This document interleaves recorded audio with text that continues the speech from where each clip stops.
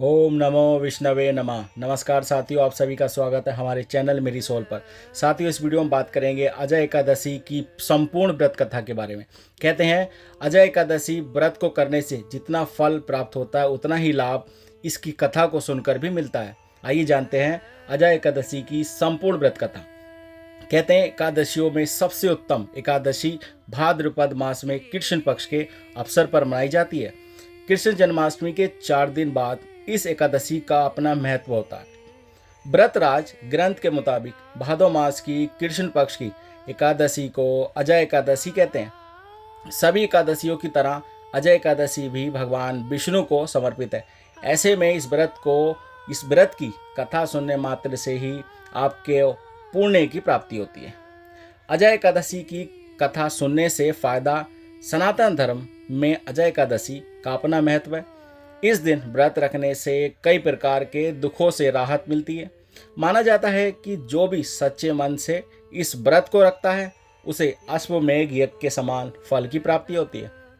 आइए जानते हैं अजय एकादशी से जुड़ी वास्तविकता कथा, जिसे पढ़ने और सुनने मात्र से आपके सभी पाप खत्म हो जाते हैं। अजय एकादशी की व्रत कथा भगवान राम के पूर्वज से जुड़ी है। दरअसल अजय एकादशी व्रत की कथा भगवान राम के पूर्वज इक्ष्वाकु वंश के राजा हरिश्चंद्र की है। राजा हरिश्चंद्र सत्यवादी राजा थे, जो अपने मुख से निकले वचनों और अपनी कही वाणी को पूरा करने के लिए अपनी अर्धांगिनी यानी कि तारामती और पुत्र राहुल रोहिताक्ष तक को बेच देते हैं और खुद भी एक चांडाल की सेवा करने लग जाते हैं। गौतम ऋषि के कहने पर राजा हरिश्चंद्र ने अपना अजय एकादशी का व्रत किया, तब जाकर उन्हें कष्टों से छुटकारा मिला। आइए जानते हैं कि इस कथा को विस्तार से, जिसे भगवान श्री कृष्ण ने युधिष्ठिर समेत पांडवों को सुनाई थी। अजय एकादशी व्रत की कथा। युधिष्ठिर ने कहा, हे वासुदेव, मैंने पुत्रदा एकादशी के बारे में विस्तार वर्णन से सुना। अब कृपया करके मुझे अजय एकादशी के बारे में विस्तार से बताएं। इस एकादशी को क्या कहते हैं और इस व्रत को करने का क्या नियम है? इस व्रत को करने के से किस तरह का फल मिलता है? श्री कृष्ण ने कहा, हे कुंती पुत्र, भाद्रपद की एकादशी को अजय एकादशी कहते हैं। इस व्रत को करने से सभी तरह के पापों से मुक्ति मिलती है। इस लोक और परलोक में कल्याण करने वाली इस एकादशी व्रत के समान दुनिया में कोई दूसरा व्रत नहीं है। अब ध्यान से इस कथा को सुनिए। पौराणिक काल में भगवान राम के वंशज में अयोध्या नगरी के राजा हरिश्चंद्र नामक एक राजा था। अपनी ईमानदारी और सत्य निष्ठा के कारण राजा के दूर दूर तक चर्चे थे। एक बार सभी देवताओं ने राजा की परीक्षा लेने की योजना बनाई। राजा ने सपना देखा कि ऋषि विश्वामित्र को उन्होंने अपना सारा वैभव दे दिया है। अगली सुबह राजा जब उठा तो सच में विश्वामित्र राजा के द्वार पर खड़े थे।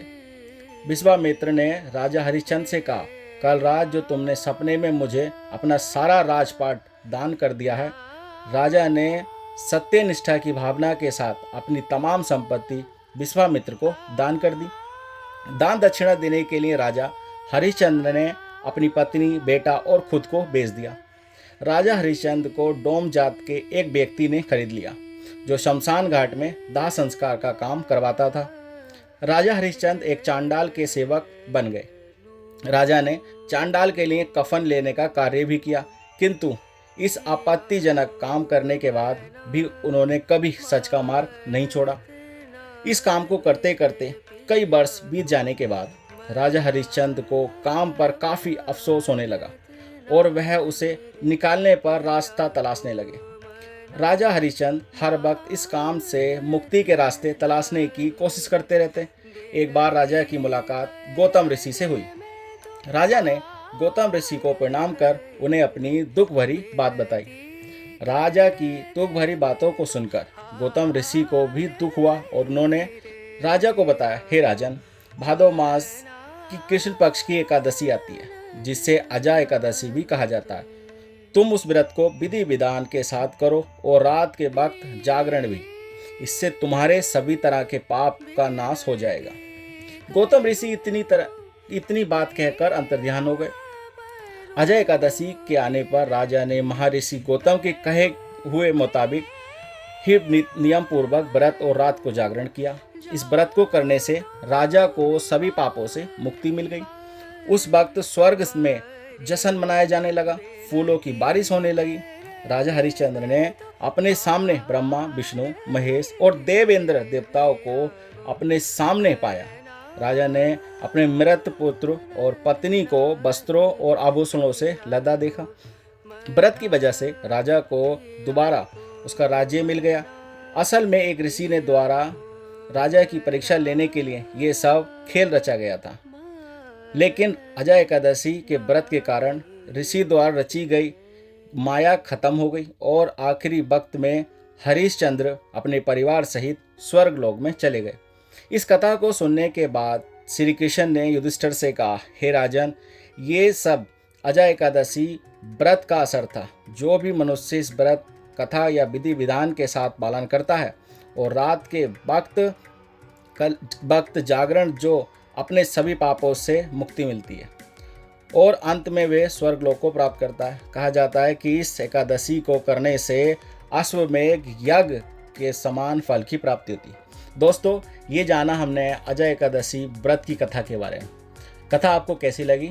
चैनल को सब्सक्राइब करें और घंटी के बटन को दबाएं ताकि जो भी हम ऐसी कोई वीडियो डालें तो आपके पास उसका नोटिफिकेशन पहुँचे।